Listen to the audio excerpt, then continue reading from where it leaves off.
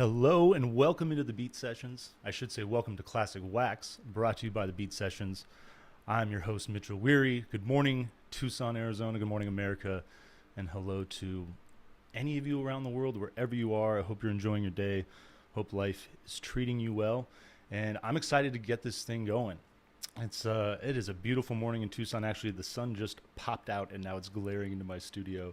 But for those of you who are awake, I hope you enjoyed that cloudy weather. It looks like it might last for a little longer, but for those of you who are not from here, this time of year we get these beautiful storms out of the southeast, and with the heat, obviously, it warms up super fast, but from time to time you get these clouds that cover the sun rolling in from the east, and it just makes for very nice mornings. So if you're all listening to this, I hope you're chilling, having a cup of coffee, and just enjoying the start of your week. For those of you that showed up yesterday, I want to apologize. This is a show that's supposed to be done on Monday mornings to kickstart the week. Obviously, with the concept, the idea is that we kick this thing off Monday morning. And if you're at the office and you have the ability to listen to the record, great. You know, if you got to wait till you go home, that's another thing. But want to give you the entire work week to enjoy the album of the week. And so for those of you who showed up yesterday, I apologize. That was just a lack of due diligence on my end. Long story short, I should have done a test stream before I started this. It'd been over a year since I tried one, and I figured, hell, what could go wrong? And it's I'd done it before, nothing complicated there. But if you're tuning in this morning, thank you for showing up. Appreciate you hanging out, and a little just I guess some loose ends to tie up before we get this thing started. Just some ideas as far as the concept of the show, where it came from. This is something I've wanted to do for a really long time. It's something that many of you have been asking for as far as classic album reviews. Just been trying to think of a way to incorporate it into the channel. I didn't want them just getting mixed up with the regular reviews. Wanted to do something a little special. The cool thing about this option, this concept for a show, I think, is that I get an opportunity to interact with all of you. And please feel free to super chat, even if it's like 5 cents. I don't care. It's great that those chats get highlighted. It'd be great to interact with you guys, get your thoughts on the record and the other things that we're going to talk about. But all that stuff goes a really long way as far as developing the channel and just making sure that we have a chance to produce better content. I want to thank Keith Grevenitz. The computer that he left me when he moved to Montana is the reason that we're able to do the show this morning. And it's an excellent desktop. He's a gamer, so that was the issue with my laptop. The graphics card was not up to snuff for what OBS wanted, and Keith is a gamer, so I knew that plugging into this desktop immediately there wouldn't be any issues. Here we go. It's great working on this thing. I have a nice big screen in front of me, so handling production is a little easier. But I want to thank MB Lee as well. She's both of them spent a year contributing very solid work to the channel, doing some excellent album reviews. Both of them no longer live in Tucson, Arizona, so it is a bummer losing a couple of great friends, but they've both moved on to bigger and better opportunities, and I'm really proud of both of them, and I just want to thank them again for contributing to the channel and being a part of this. Their stuff is in the back catalog. You can dig through the Beat Sessions and check out some of their thoughts on records. They're excellent. They really did some good work while they were aboard. So this show, Classic Wax, the idea, definitely focusing on an album of the week, but we do want to focus on some news stories.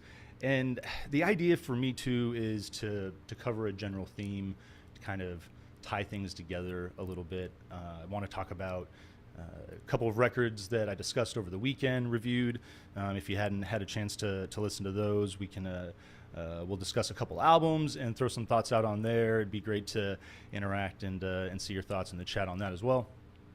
And then just a little segment. It's a little cheesy, but title of the show is Classic Wax, so we're gonna wax poetic for a moment, talk about some themes that tie into the album of the week, and all this stuff will come together nicely, I promise you. And like anything else, this is the first show, so there's going to be rough moments along the way, and I just appreciate all of you, your patience, tuning in and being along for the ride for all that. So without further ado, let's cut to the chase and talk about these two yahoos. This is the biggest news story of the morning. in America anyway, I feel like if you're an alternative rock and roll fan, I think it's about like 5 o'clock or something like that. No, not quite that late. It's probably about 3 in the afternoon, 4 in the afternoon, something like that in England. But it's official. The Brothers Gallagher are reuniting Oasis, and they're going to be touring just in England and Ireland over the summer. They only announced maybe like, I think it's like 6 dates. I got the website for I got the Oasis website, I should say. It's got those tour dates listed on it. The link there is for the channel. But this is super exciting. I think one of the most influential bands of the 1990s. Big hiccup in the late 2000s, or I should say the late 90s and the early 2000s. Definitely maybe an amazing record. And it comes, I think, right about 4 months after we lose Kurt Cobain. And it's, a lot of people signal that as the death of grunge. And with an album like Definitely Maybe, there really is this big shift, I feel like, towards alternative rock at that time, especially in the UK scene. I feel like Bush is a big part of pushing that movement. Just randomly, I think of a band like Everclear, who's got more of this kind of like beach rock alternative sound. There's this seismic shift. I feel like the grunge scene had its moment for about 5 years, but this is the beginning. And then they put out What's the Story, Morning Glory, one of the best records of the 90s, probably one of the best rock and roll records maybe of all time. It's certainly worth a debate. It's on a number of lists. You see it. You see the accolades that go along with that record, and it is damn near perfect. I would argue. The vinyl packages, most of this stuff is on double wax. You just think about the advent of the CD, the way the music was being made at this time, and it's it's no wonder that you get a little extra runtime on some of these records. I really enjoyed the record Be Here Now. I think that it's bloated, no doubt. There are some songs that I can certainly live without from time to time when I throw that record on. But they hit the stretch with Standing on the Shoulders of Giants and Heathen Chemistry, where they're just making these enormous records that felt like too much. Kind of felt like they were suffering from Billy Corgan syndrome a little bit. But the back end of their time together, Don't Believe the Truth in 2005 and Dig Out Your Soul in '08, I think both of those records are phenomenal. It was great to see them make this comeback, really lock in their efforts and write the music that they're capable of writing. And these two guys, since the breakup, have had incredible solo careers, and especially recently. Liam just put out an album with John Squire. Come On You Know came out a couple years ago as well. I loved that record, enjoyed reviewing that. Noel Gallagher's High Flying Birds. Council Skies, Who Built the Moon back in 17. It's like they've been doing excellent work.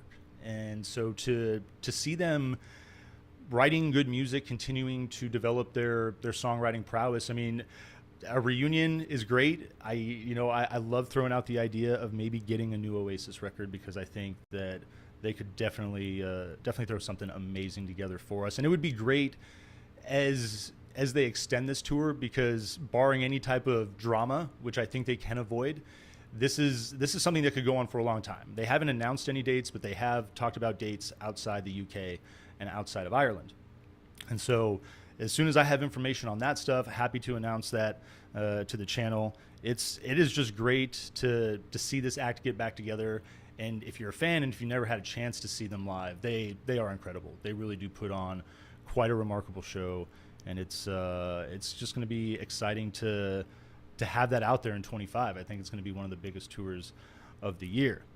Hopping over to, they're going to play a show in Dublin. Talking about Dublin, I want to talk about a few albums that we got a chance to enjoy over the weekend. The album of the week for me, Fontaine's DC. This band is outstanding. If you're not familiar with them, sound that's with their first record, very rooted in post-punk. And from a songwriting standpoint, I feel like their music stays very grounded in that sound, but they just keep fleshing it out and doing so many unique different things as far as the instrumentation, songwriting structure. And I think the big thing too is branching outside of their native Ireland. The first couple records really focused musically and very much thematically on that country. But as this band has had a chance to tour the world and blow up and gain popularity that they very much deserve, their perspectives have shifted outside, and it's very interesting to watch. It's fascinating, actually. And this new record, driven by Japanese manga and Italian cinema, it's a pretty interesting aesthetic combination. But I talked about in the album review, this is a band that takes inspiration from a lot of stuff outside of music, and I dig that. They talk about visualizing, or just being in front of something, and the emotions that looking at that image might conjure up. I mean, for example, it's just looking at the mountains and the clouds right now. It's absolutely gorgeous, and I'm thankful that I live in a house where there's a lot of windows, and I get this great view from my studio looking out. I think it's just it's a surefire way from a creative standpoint to make sure that your songwriting stays differentiated and stays unique. And so this is a band, if you have not checked out this record, give this album a spin. It is marvelous to listen to. And yeah, I'd say the final song, it's a unique track. I got to I'm having a moment here because I've been doing a lot this week, and I forgot the name of it. I should remember it, and now I'm a little embarrassed by it. But your last song on this record is Favorite. Should have been a simple one to know. It's most people's favorite. It's I think it's probably the poppiest thing maybe that they've done, and it signals a unique shift, not in a bad way. I think that if that song is an indication of the direction that they're going to move in, probably going to take more of an avenue like Phoenix, who's a great band. I love that outfit. I love that they're still together doing their thing. And the one of the other big things that I'm loving right now too, the second album I wanted to talk about, is Ms. Lainey Wilson. This new record, Whirlwind, is phenomenal. She's an artist that very much grounded in a country style, but there's so much nuance creating what is so unique about what she brings to the table. The influence of funk, the influence of Southern rock. She's born in Louisiana, but in Nashville now, I believe. And it's you listen to her, and the pop influence it's so important, I think, in country music and all music. It's what makes her sound so catchy. What's made her such an influential artist so fast. And I think that's the cool thing about both these records. We're talking about a country record, and we're talking about an alternative rock outfit that very much rooted in post-punk. But both of these bands have just skyrocketed into, I mean, pretty much fame at this point. I think both of them are very well known worldwide, all around. And to see the impact that they've had with, I mean, Fontaine's DC's got 4 records. This is Lainey Wilson's 5th, I believe. Her 3rd in like the last 4 years or something like that. And that's really when, her rise to fame began. She put out a couple records in the mid teens, and has spent a good amount of time grinding out to get where she is. So I love that record. I think it's definitely worth a listen. Even if you're not into country music, it is king right now. There's no denying it. We're talking about Post Malone last week and the shift there. It's cool to see him make that genre jump. We were talking about a tweet that he made a decade prior to that, roughly, talking about how he wanted to be a country artist by the time he's 30, and he almost is. He's 29 now.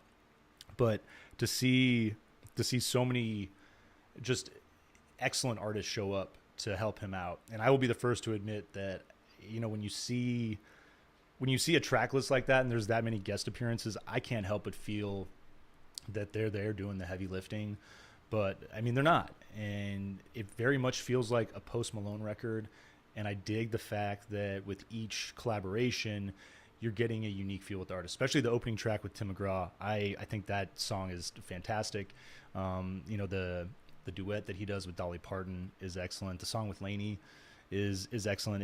There's a lot of worthwhile tracks on that record. The new Sturgill Simpson album is another one that saw him getting back to a lot of those country roots, because he's definitely been out doing his own thing since winning that Grammy Award for Country Record of the Year. But he's another guy that rooted so much in country, but the unique instrumentation, he uses a lot of synths that I find fascinating, and really make his style unique. from a lot of other artists. So it's great to just see the presence of country music. It's great to see it be cool. I feel like growing up where I did in Prescott, Arizona, there's a lot of people that stigmatize country music as I've grown up and as I've moved out of that arena. And it's at the worst, country music, because it is so catchy and because it is so easy to listen to, is like the best background music I feel in a neutral setting. And being down here, we're a little biased, but there's so many bars that you can walk into, and that's what you're hearing, and no one's going to say anything about it. It's just, it is what it is. It's a reflection, I think, a lot of just the area and where we're at. I mean, there's bars obviously that play all different sorts of stuff. It's not just a bunch of country western redneck bars down in Tucson or all over Arizona for that matter. But the presence of country music, the influence that it's having on other artists as well. I'm not a fan of meshing hip hop and country. I mean, I don't think they're two genres really that go together very well. But a guy like Morgan Wallen, just simple trap beats that he's thrown into his music from time to time. It's interesting to see the way that the influences still drive each other, and I'm not opposed to it. It's just to each their own. It's not necessarily my thing, but I think it's great that you're getting all these artists coming together. You have a unique situation now here in 2024, here in the future, where through streaming music you have access to so much, and it's so easy. And I just feel like I've been reflecting on growing up and thinking about the album buying process. Most of I'm 40 years old. I just turned 40 in April. Most of us that are my age and older, you familiarized yourself a lot with music through the radio. And so you get the hits, and then it's at that point it was, how do I get an album? And if I had a little extra spending money, I'd go buy a CD. But oftentimes, there were friends that were just burning cassettes, recording cassettes. And that was one of my favorite things to do as well as a kid, just sitting up at night, listening to the alternative rock and roll radio station. Because they actually, remember the one in Prescott when I was growing up, did a nice job of varying up songs. Like, they wouldn't just play the same Soundgarden song. Like, you weren't get beat to death with Black Hole Sun all the time, or Glycerine by Bush. It was cool to have that station, and I think that was really important. If you were into music, having a solid network of people that were into enough stuff that you were able to exchange. That didn't always work out so well. I got a funny little story that I think my dad will appreciate. I ended up giving this friend of mine, this kid named Devin, we were growing up, and I let him have Green Day Dookie one night. Unbeknownst to me, his family's Mormon, and he took that album home, and his dad came marching down to our house, and it was like 8 p.m. on a Sunday night, and just ripped into my dad. I just remember my dad closing the door and being like, "What the hell is this? Like, why did you give him this?" I was like, "I didn't know, man." And at that point, there was the discussion of, what is going on with the records that I was listening to. Some of it was fairly innocuous, like, the Blue Album by Weezer. But then I also had Offspring Smash, which, that was one that mom and dad heard a few songs and they're like, don't listen to that one too loud. Great record though. A funny little story. I think that getting back to the point with the big network of music that's out there, you see it driving artists, and you see them not staying in the box, so to speak, that many of them, I guess, people like me, critics, for the sake of argument, will put them in. I think that, and that's where we're going to wax ecstatic a little bit here this morning. Or I should say wax philosophic. Wax ecstatic is another 90s reference from another good 90s alternative band, Sponge. Wax philosophic. Here we go. This is something that I feel like since returning to the channel, I've seen a ton. Artists that are branching out of their comfort zones. I love that. Edmund Burke is a great philosopher. His theories of the sublime is something that I've always enjoyed reading, going back to from time to time.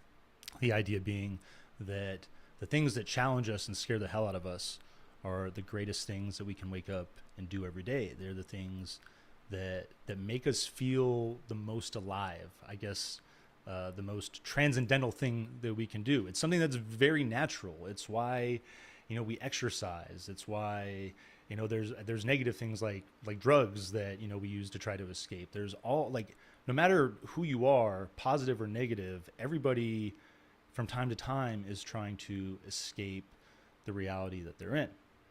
And so, with that in mind, some of you, if you're interested, I was working at this tiki bar for about 6 months. It's been open now, and I was helping open up the bar about a year prior to that, putting together the menu, doing all these things, and it was a fantastic experience. I really want to thank all the guys that are involved with that project for the opportunity, because I had so much fun and I had so much freedom to build like a restaurant concept, basically. I mean, it is a tiki bar, but they gave me the freedom to put together some delicious food with a buddy of mine, Pablo, that I got to work with. It was a lot of fun. It got to a point where it was really stressful because it was all that I was doing. I was just working way too many hours every week, and I started feeling trapped, like I was in this box, and that wasn't good. I mean, I'm the type of person that I like having time to do different things. I like being here in front of the camera with you. That's why I've been able to have more time to do this. That's why I'm here with you all this morning, is that I finally have time to dedicate to the things that I was missing out on, that I truly am passionate about, that wanted to do. And in a lot of ways, it's no one's fault except my own. Like I will let the blame fall solely on me, but I felt like I was starting to lose my identity. And it really hit hard when I was out in San Diego at the beginning of the month at Tiki Oasis, just realizing that this is not my scene. This is not where I want to be. And I'm not necessarily happy, with the work situation. It's not meeting my needs. And that's important. Just something as simple as wanting health insurance has been a big factor as far as making my next move, finding my next job, and hopefully it becomes a career. And there was a possibility of this tiki bar being at that angle, but I think that after submersing myself in that culture and being a part of it, it wasn't what I wanted to do all the time. And that's where I was. I was just at that bar all the time, tiki 24/7. And so again, many thanks to those guys for that opportunity. And, I will admit that I did not exit gracefully. I was supposed to DJ this party Friday night, and I just kind of bailed and unhooked my equipment. And I do apologize for that. And, it's a little embarrassing. I'm laughing about it now. And I meant no harm by it, I think is why I'm chuckling about it a little bit. But on Saturday night, we're in California. We're at a resort at a tiki party. It's off a pool. And I'm just wearing board shorts and flip-flops. I thought nothing of it, but apparently it was a faux pas to not have a shirt on. My whole angle was that I don't like tiki shirts. All right. I think people pay $120 for Tommy Bahama to look like they're 15 pounds heavier than they actually are. No one looks good in a tiki shirt. And that was my whole angle. I don't think that that's what they thought, but I apologize for that as well. And I think that as time continues to go on, I'm laughing about it a little bit. I think it's a funny moment, and I think that life goes on, and it just is what it is. But again, kudos to those guys for that opportunity. But it's nice to be back with all of you and to have the time to dedicate to the channel and to get all of this programming to where I want it to be. And hopefully, we can have other contributors come aboard here in the near future. It was really a lot of fun working with Keith and Mary Beth and just having different perspectives, different angles on a broader range of records while we're getting into the channel. So it is time now to get into our album of the week. And, speaking of not wanting to be boxed in, getting outside of the box, this is a band that they look nothing like they did when they first began putting out albums back in 2000. This is an album that this is the band's sophomore effort. This is a record that a lot of people honestly didn't think would be made because of tensions and pressures for a follow-up. It can be a hell of a thing to put out a groundbreaking, remarkable debut record, which is what these guys did. But I think, sorry about that.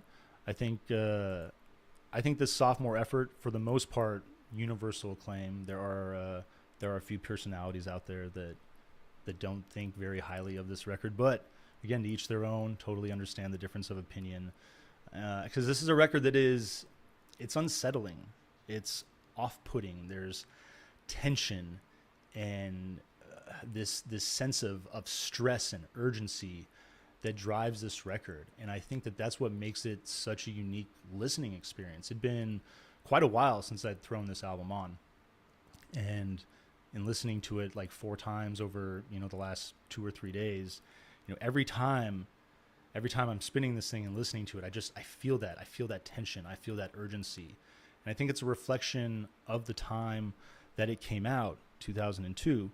And it's actually pretty appropriate that we're doing this on Tuesday. This album originally came out on the 26th of August. It was released in America on the 27th, though. If you haven't guessed by now what we're talking about Russian Blood to the Head by Coldplay. This is the first album I ever bought when I went to college, actually. This, and then followed right up with a copy of Weezer's The Blue Album. Still have this copy of this record. It's unfortunately it's kind of old. It's a little spotted too, but it's just like one of the most iconic album covers of all time. I absolutely love the art on this thing. This album is the 7th best-selling record in the UK of the century, the 10th best-selling album worldwide in the 2000s. A massive hit and an excellent collection of songs, in my opinion, produced by Ken Nelson. Again, that time frame, August 2002. We're almost roughly a year after 9/11, and if you were alive at that time, if you remember, it still was just such a weird transitional period. This new world order, so to speak, that all of us are having to come to grips with. I think a lot of people felt the same way post-COVID, just trying to get back to some sense of normalcy with knowing that it's not necessarily possible. And I think that life feels long sometimes, but to contrast that, it also, at the blink of an eye, I don't know how I'm 40 years old, but it happened. And I bring that up because I think that there's a big part of why that sense of urgency is there. There on this record, and why this record. I talk about time and place a lot on the channel. Why this record was such a unique piece, and why it was so well received when it was dropped. The opener Politic, just for example, there's just such a level of an intensity that opens up that album that it goes to work right away, and you immediately feel the angst, the stress that they're trying to create that mood, and they capture it so well. It's we'll get into the track listing on this thing. I want to run it down. That opening track, Politic, just that piano is so iconic. It's simple, but what I like about it too, stylistically, is that it signals that coming off of Parachutes, you're getting a record that is much more intense and much more piano driven. Parachutes is a gorgeous record. I really, the acoustics, the melodies, such a pretty album. And there's, you read about the history of the making of this record, and this is a band that really could have, just hung on to that style and made another second record and probably just cruised to success. But they wanted to challenge themselves, and that tension within the band is something that I think carries over extremely well in the listening experience. It's not just about their personal relationships, but it's also about the state of the world. And I think that just that being so multifaceted is one of the things that makes this such a dynamic piece of art. The cover work, I'm a huge fan of that. That's it started off. There's an artist, I believe he's Swedish, and they were ripping this, I believe it was this technology that they used to create jet fighter helmets at the time. And the machine, it cut it off at about like a third of the way through or something like that. So, you get this beautiful image of, I'll pull that back up here real quick. You get this beautiful image of the chest. And then I love the way that the image just shifts there towards the back. You get those kind of just like random streaks that look like they kind of like are are fading. It's almost kind of like the top of the head was cut off, and like that's just a residual fading of graphics that follows after that. It's just a really cool image, super iconic. Simple. I think it's the simple aesthetic of the album cover is definitely a reflection of an album that does have a pretty simple aesthetic. There's moments where this thing goes loud and goes big and it really rocks out. It's what I love about it. But there's an overall sense of minimalism that really drives this album, and I'd argue that one of the big things that backs that up is it's a on a single disc. It's a 54-minute record. I mean, that pretty much kind of defies logic, the things that we talk about. The B side, I believe, is just a little over 28 minutes. But you listen to those songs, you listen to songs like Rush of Blood to the Head, Amsterdam. Those are tracks that, you know, they're like, you're just not dealing with a broad range of frequencies, so you're able to get away with, you know, having that you know, runtime there, because there's just not as much sound on those particular tracks. It's I think given the fact that they were able to put it on one disc, it makes for a beautiful listening experience. One of the criticisms I've heard on this record is that the vocal production is no good, and that Chris's vocals get lost in the mix, and I just have to disagree. I mean, I've listened to this thing a ton in the last couple of days, and I think his voice sounds remarkable on it. I do have a mixer, so you know, being able to adjust levels a little bit and play with it certainly helps. And if you have that, you know, like I do that with every record. Why wouldn't you if you didn't have the option to make something sound as clean and as best as it possibly can? But this is a beautiful experience from start to finish. You know, tracks 1 through 5, Politic to Clocks, and then B-side opens up Daylight to Amsterdam.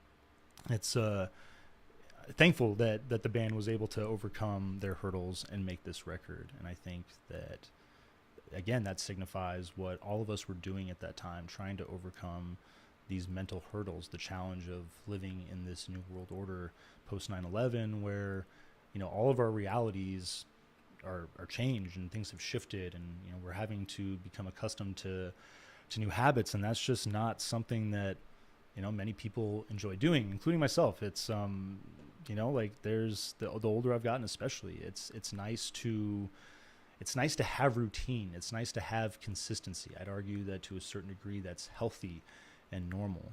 And so, you know, things of this nature that throw us off so much, it's you know, these seismic cultural shifts can be they can be very jarring, but it's great to have albums like this where, you know, you can reflect and you can meditate and hopefully, you know, move forward into the future to better things, because that's ultimately where this record ends up, and I think that's why it's so beautiful as well. Let's get into the track list. Politic, your opening song, super intense. I love that piano riff. It's just super signature. And then I love the way the intensity just drops, and then you get Chris and look at Earth from outer space. I think it's a great opening line for a record that, you know, is reflecting on the state of the world, the state of love in the world.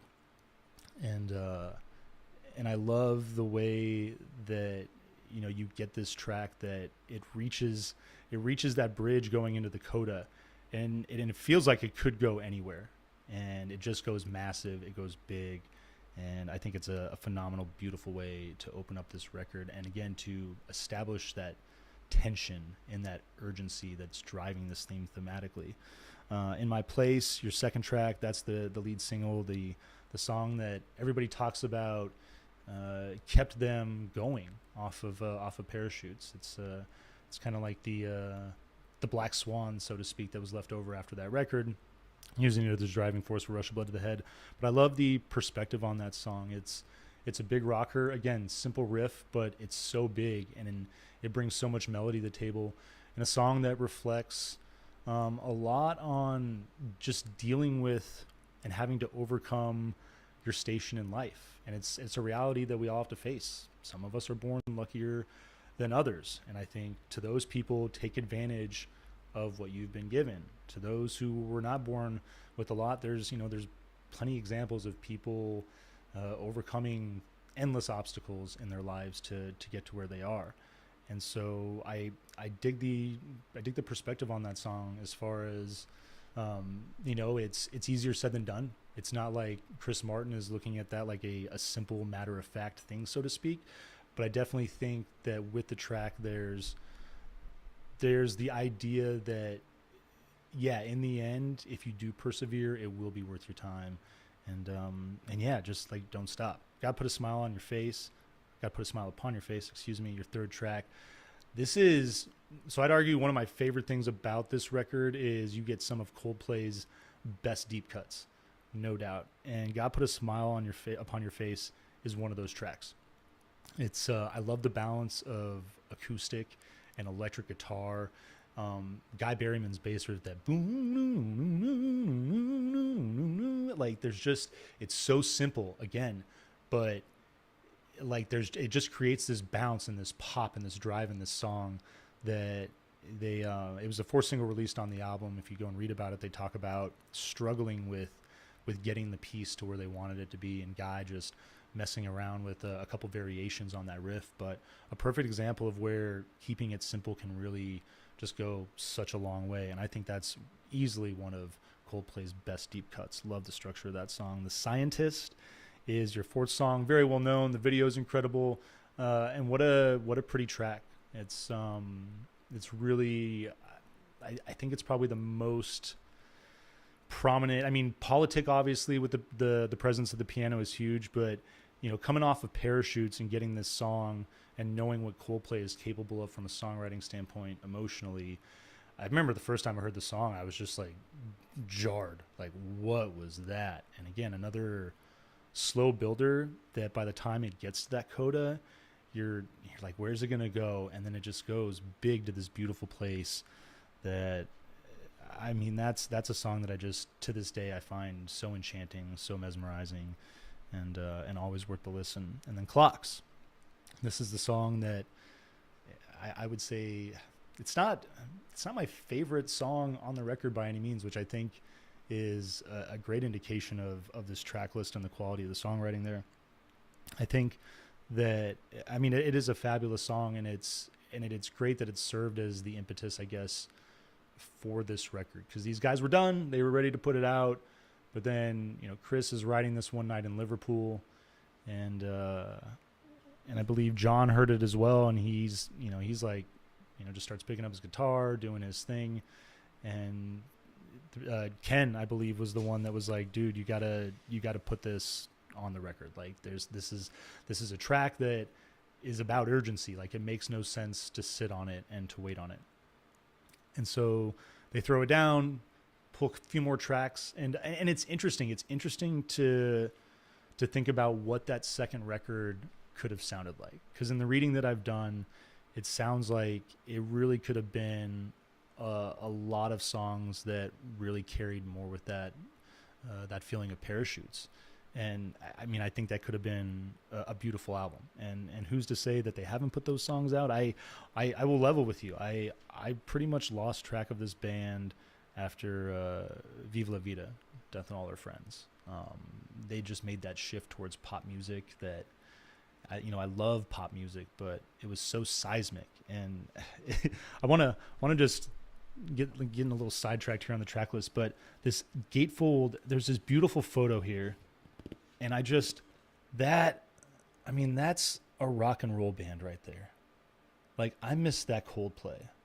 I miss those four dudes just like sitting in a room and making rock and roll music. It all feels too grandiose now. It all feels, I don't know, it all feels just too big, too cinematic. And I think that a lot of people would agree that this band was so much better when their sound was